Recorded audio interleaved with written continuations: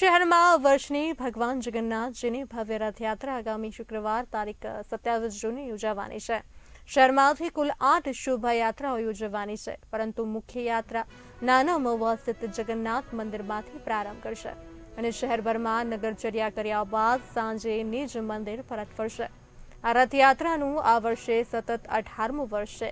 આ યાત્રાનું આયોજન કૈલાશધામ આશ્રમના મહાન ત્યાગી મનમોહનદાસજી ગુરુ રામકિશોરદાસજી બાપુના વડપણ હેઠળ થઈ રહ્યું છે। આ યાત્રામાં ખાસ આકર્ષણ રૂપે સનાતની બુલડોઝર અને ભગવાનની રજવાડી પાક દર્શકોનું ધ્યાન ખેંચશે। સાથે સાથે વૃંદાવનથી રાધે કૃષ્ણ વૃંદ અને ઉજ્જૈનથી શિવ તાંડવ ગ્રુપ પણ યાત્રામાં ભાગ લેશે।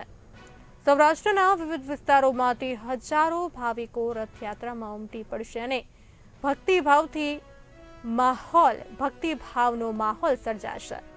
યાત્રાની તૈયારીઓમાં શ્રદ્ધાળુઓ અને સેવાભાવી સંસ્થાઓ ઉમંગભેર જોડાઈ રહી છે।